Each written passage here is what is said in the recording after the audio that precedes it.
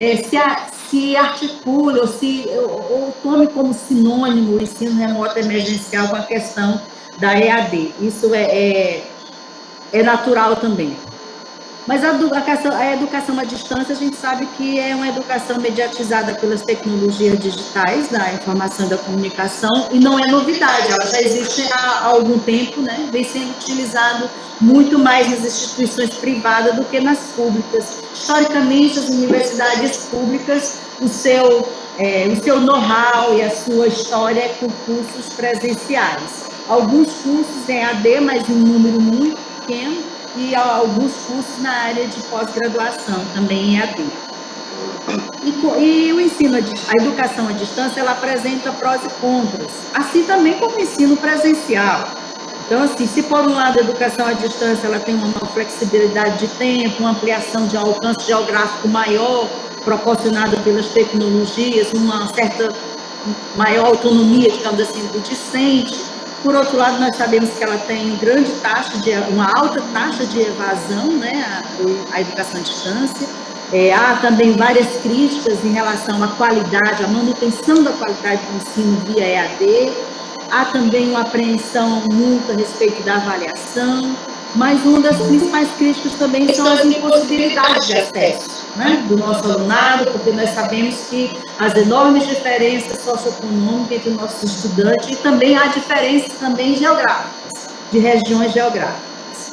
Mas desde que essa pandemia chegou ao Brasil, tanto a área da saúde como a economia e a área da educação são uma das áreas mais acometidas pelo efeito do vírus. Provocou logo uma imediata suspensão das atividades presenciais, porque todos nós sabemos que escolas e universidades, elas são instituições que potencializam a transmissão, porque agregam bastante pessoas. Olha só, nossa universidade tem mais de 8 mil alunos, então, distribuído em 3 turnos, mas isso numa pandemia, isso é muito complexo administrar. E frente a essa impossibilidade das aulas presenciais, elas serem realizadas, as instituições de ensino suspendem suas aulas logo no mês de março. No dia 16, nós suspendemos no dia 17 de março, mas a partir do dia 16, muitas IFES já tinham suspendido suas atividades presenciais. Cerca de 88% das instituições federais de ensino superior já tinham suspendido suas atividades presenciais. No dia 17, nós suspendemos a nossa, e hoje nós vamos já abril, maio, junho, julho, 4 meses, né? Dia 17 agora nós já vamos fazer 4 meses de atividades suspensas, o que isso significa que nós já perdemos o primeiro semestre letivo. Essa é a avaliação que nós temos. O primeiro semestre letivo nós perdemos, entre aspas, né? No sentido de que já se passou no calendário acadêmico esse período do primeiro semestre letivo. Entre os meses seguintes, após as primeiras suspensões de março, essas universidades começaram já, essas 32, entre abril, maio e junho, começaram a implementar o ensino remoto emergencial, considerando essa crise gerada pela pandemia e essa indefinição. O maior problema é que se nós tivéssemos uma definição de quando poderíamos voltar, seria até mais fácil lidar com essa situação, mas nós não temos uma definição de quando poderíamos voltar. Estamos, infelizmente, ao sabor da pandemia. E aí, dessas 68, 32 já têm aprovado em seus conselhos universitários, eu tenho as resoluções de todas essas instituições, também um repositório de estudo meu, de estudo do GT, do meu grupo da Pró-Reitoria de Graduação, porque a gente não consegue dormir muito bem não, sabe, Letícia Curado? Porque são problemas de toda a natureza. É acesso digital docente, acesso digital discente, a possibilidade da perda do ano letivo, as questões trabalhistas. Então, são muitos fatores que fazem com que a gente tenha essa pauta como preocupação dioturna.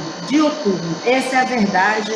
Eu começo a trabalhar às 7 da manhã, termino às 7 da noite e essa pauta é a preocupação diária. Mas diante desse impasse, né, de até mesmo a gente ter essa possibilidade aí, caso a gente não possa retornar presencialmente ou de uma outra forma esse ano, temos aí esse questionamento a fazer. O que nós vamos fazer? Vamos cancelar o ano letivo, vamos adotar o ensino remoto na medida do possível, na medida das condições que possam ser feitas, o que a administração pode estar fazendo para estar discutindo coletivamente essa pauta, essa discussão com todos os nossos docentes, com todos os nossos alunos, para que a gente possa verificar quais as nossas possibilidades, de acordo com a realidade da UFAP. É para isso que a gente tem os diagnósticos, né?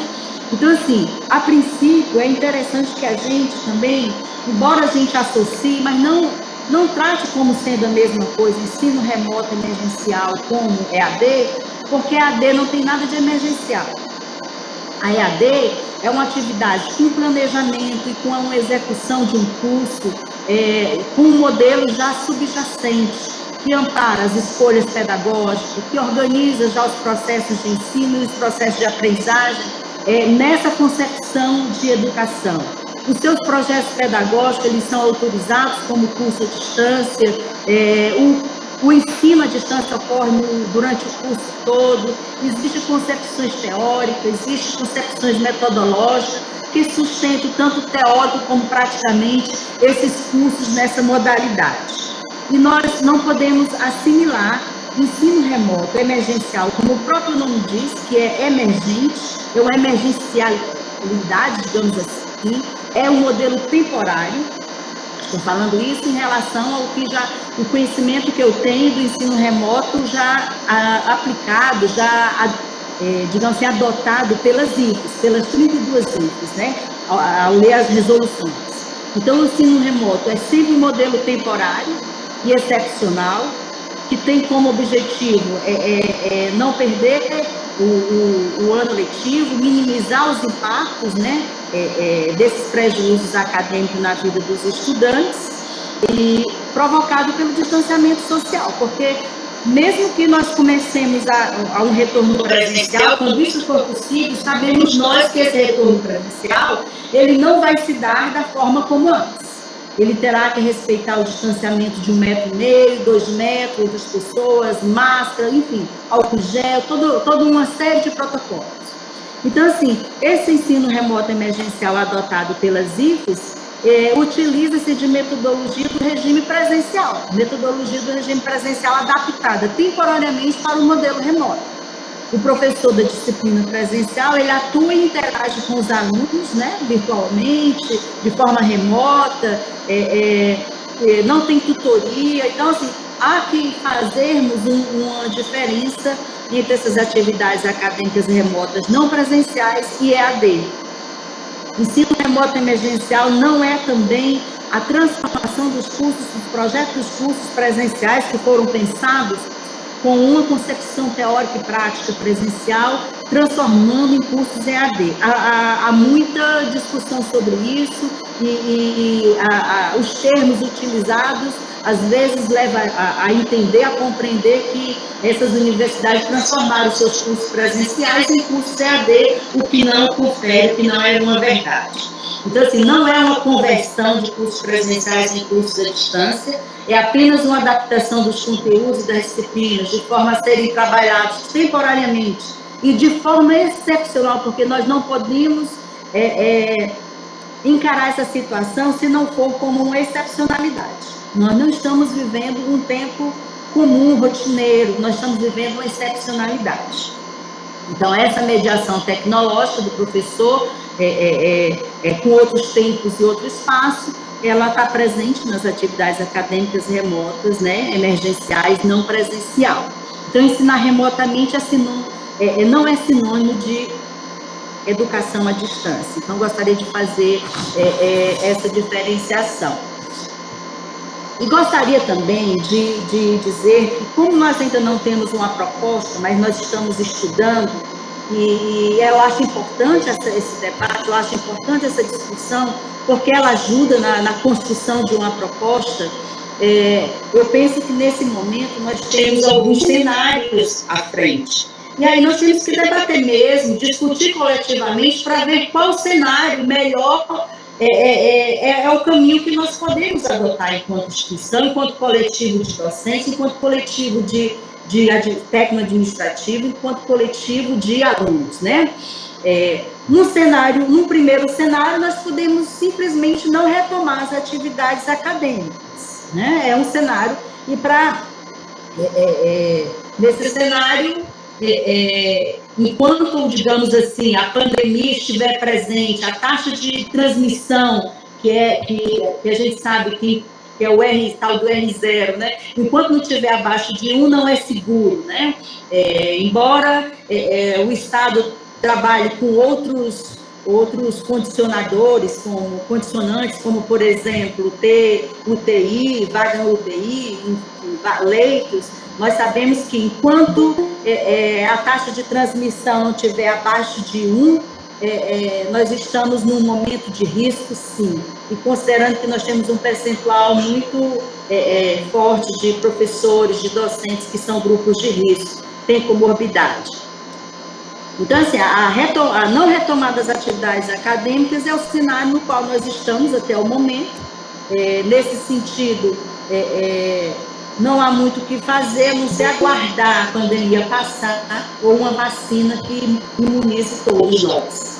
Num segundo cenário, nós poderíamos o quê? Retomar as atividades de forma remota, né? Ou de forma, vamos supor aqui, presencial, quando for possível.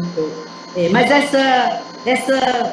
esse cenário de retorno de forma presencial, ele será possível em 2020? Essa é uma grande questão que nós temos que debater, e eu penso que o Comitê Covid da instituição pode nos apontar esse cenário de como que está a nossa realidade aqui em Rio Branco, por exemplo, em Cruzeiro do Sul. Porque o Estado, por exemplo, ele tem um prognóstico de retomar suas atividades presenciais em 8 de setembro, a rede estadual. Mas eu pergunto, em 8 de setembro a pandemia já passou? Como será esse retorno presencial? Então, assim, nós não podemos ter uma data de retorno. Nós não temos essa data definida, porque quem define realmente são os rumos que a pandemia tomar, né, no nosso Estado. No terceiro cenário, aí sim, seria uma retomada das atividades acadêmicas de forma remota. Quando nós poderíamos fazer essa retomada de forma remota? Quais os condicionantes desfavoráveis para essa retomada de forma remota? É a formação docente? É o acesso digital dos docentes? Né? Enfim, quais os condicionantes mais, digamos assim, que agravam mais esse cenário, a possibilidade de implementação desse terceiro cenário, que é a atividade acadêmica de forma remota? Um quarto cenário que é a retomada das atividades acadêmicas de forma híbrida. Algumas universidades já traçaram, já aprovaram, inclusive nos seus conselhos, a retomada gradual. Primeiramente, uma fase, um período com ensino remoto. Segundo, uma fase com ensino híbrido, que é o ensino presencial mesclado com o ensino remoto, porque como não é possível você ter uma sala com 50 pessoas, você só atende metade num dia, manda essa metade para casa, no outro dia atende a outra metade, mas tem que contabilizar, integralizar a carga horária da disciplina. E isso é possível quando você associa ensino presencial mais ensino remoto, e aí nós temos a forma híbrida, né? Para que possamos chegar numa terceira fase, que é a forma presencial, como nós todos conhecemos e estamos acostumados. Agora, qualquer uma possibilidade que seja uma opção desse cenário, ou o cenário de não retomar, ou o cenário de retomar só quando for possível presencial, ou o cenário de retomar de forma remota, ou o cenário de retomar de forma híbrida, tem consequências, né?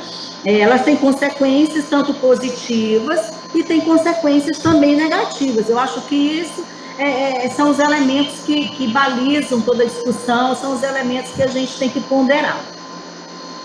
Se nós não retomamos as atividades, nós temos como ponto positivo uma garantia de isonomia entre os discentes em relação ao acesso à universidade, uma contribuição para a segurança sanitária, a garantia, né, da oferta dos cursos na modalidade realmente indicada pelo projeto pedagógico, aulas totalmente presenciais. Aliás, nós só temos 2 cursos de instituição que prevêem seus projetos político-pedagógicos, um percentual de carga horária à distância, que é o curso de inglês e o curso de música. Todos os outros projetos de curso são 100% presenciais, mas nós temos também consequências negativas se a gente não retoma essas atividades acadêmicas. Primeiro que a evasão dos estudantes já é um ponto considerável. Todas as instituições já consideram o maior índice de evasão dos estudantes nesse ano de 2020 por conta da pandemia. É inerente a esse período de pandemia. Um fator negativo é a perda do ano letivo para os alunos. Aqueles alunos que iriam se formar, aqueles que estavam no último ano de formação para concluir, ingressar no mercado de trabalho, eles terão pela frente mais um ano. Uma outra dificuldade é até mesmo a impossibilidade de reposição dessas aulas suspensas, a depender do tempo que durar a suspensão, né?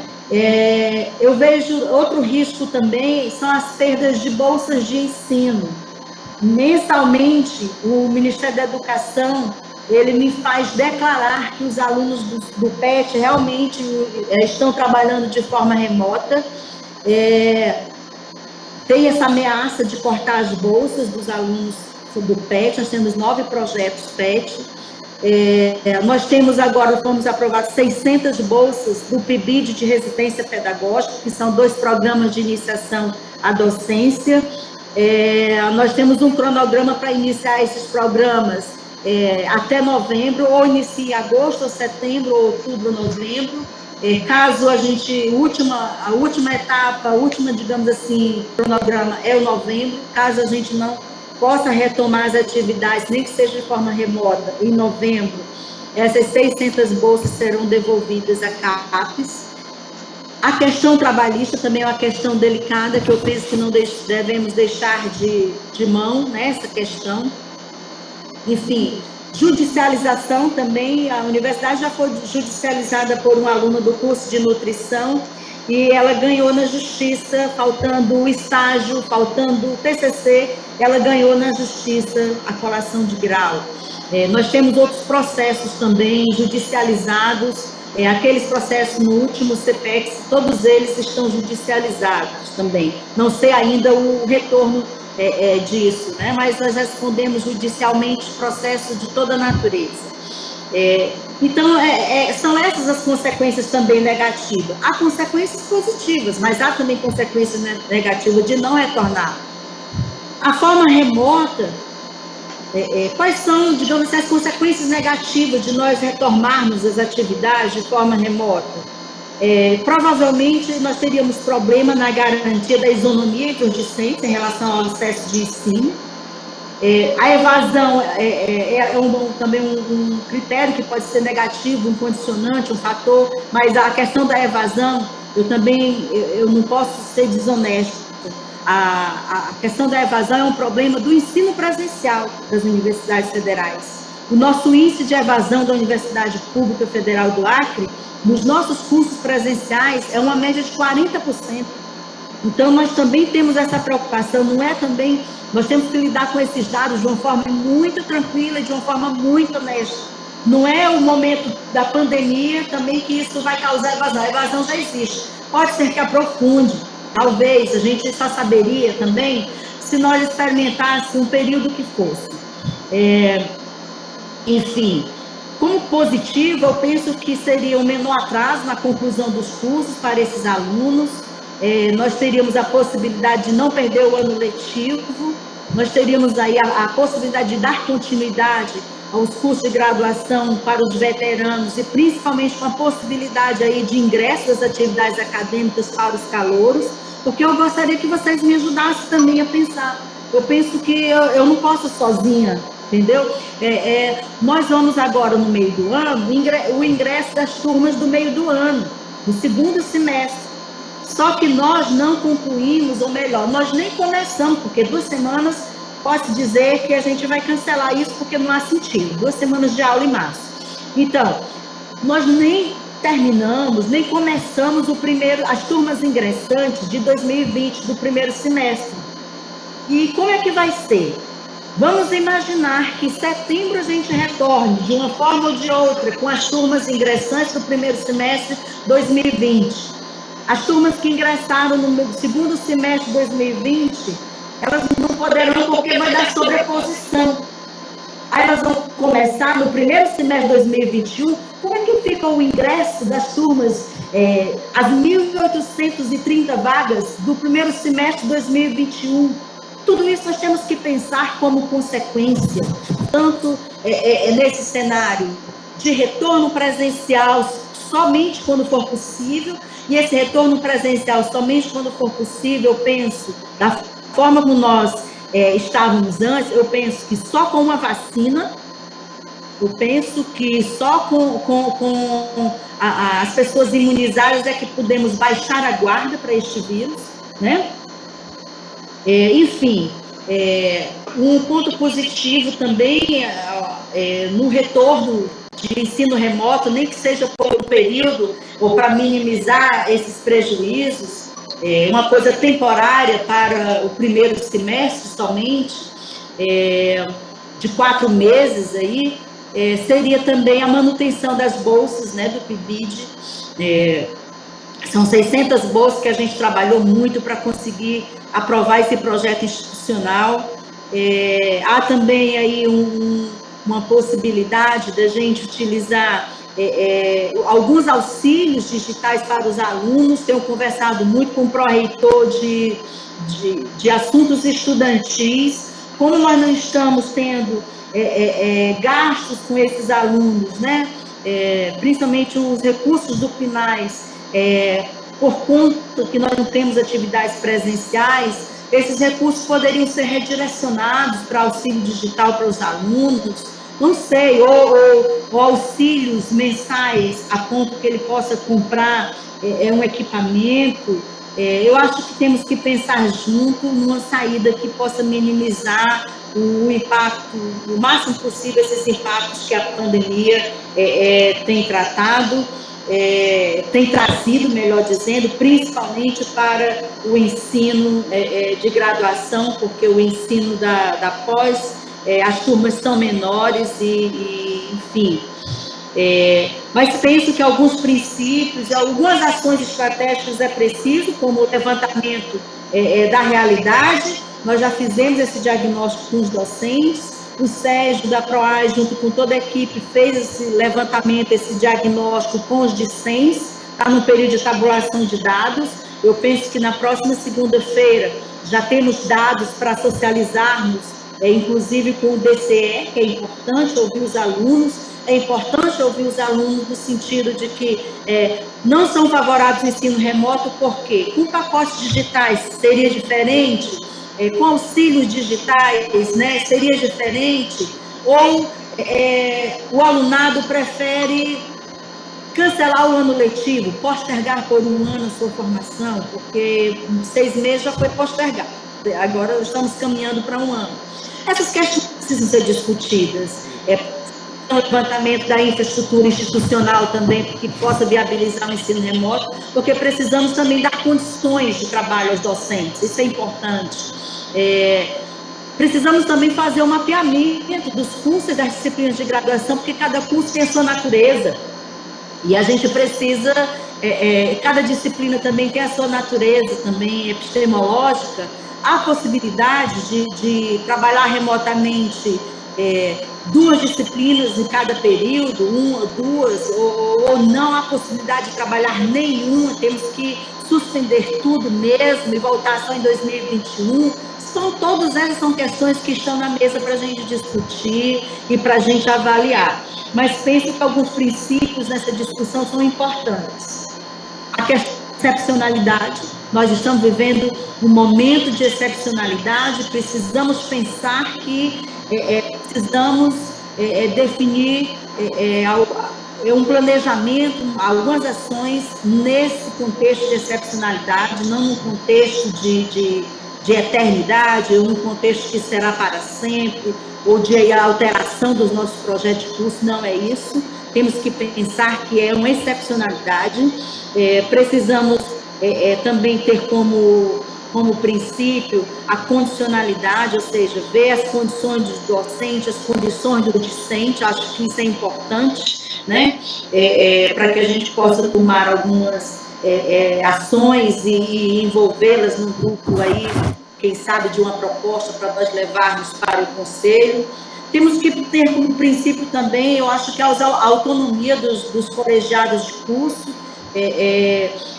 das 32 resoluções das IFES, não digo na totalidade, mas um ponto que é muito característico e comum nas resoluções é facultar ao aluno ou ao docente a possibilidade de trabalhar remotamente para que, quando for possível o retorno presencial, isso seja retomado com garantias de não dar prejuízo, não ocasionar nenhum tipo de prejuízo para os alunos. Apesar que eu acho também isso muito complexo, porque o professor que for trabalhar remotamente, ele vai ter uma carga horária em cargo de ensino duplicado, né?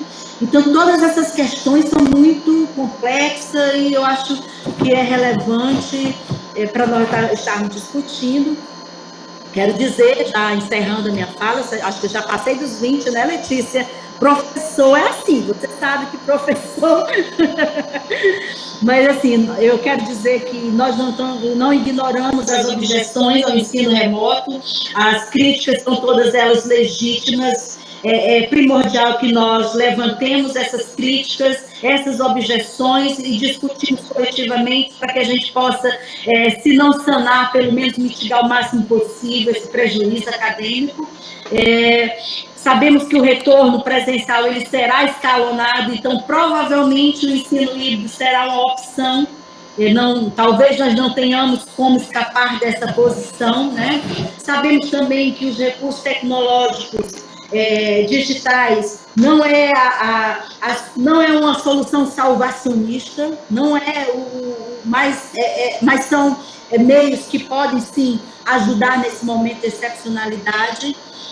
E a normalidade é algo que essa pandemia parece ter nos tirado, normalidade entre aspas, né? Parece ter nos tirado. Então, nós estamos vivendo uma excepcionalidade e pensarmos no retorno das atividades de ensino, tendo como parâmetro esses condicionantes de excepcionalidade, tendo como parâmetro os prejuízos, os cenários e as consequências, tanto positiva quanto negativa, de qualquer um desses cenários que a gente discutiu aqui, que possa trazer aí uma construção coletiva de uma proposta para a UFAC, pensando sempre junto, coletivamente, para minimizar esses prejuízos, esse impacto na graduação.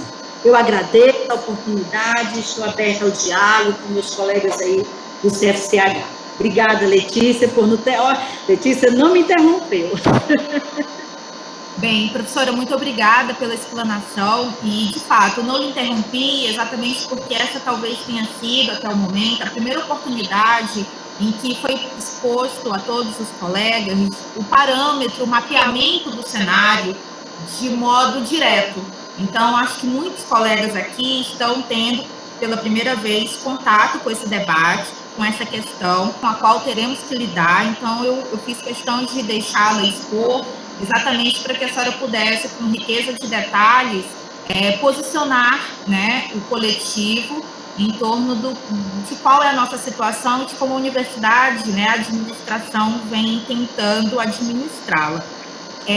Considerando... Eu queria destacar um dado, se você só me permite, que eu esqueci, estava aqui na minha cabeça, muita coisa.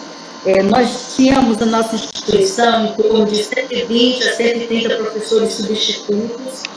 Nesse momento, nós temos 41 professores substitutos.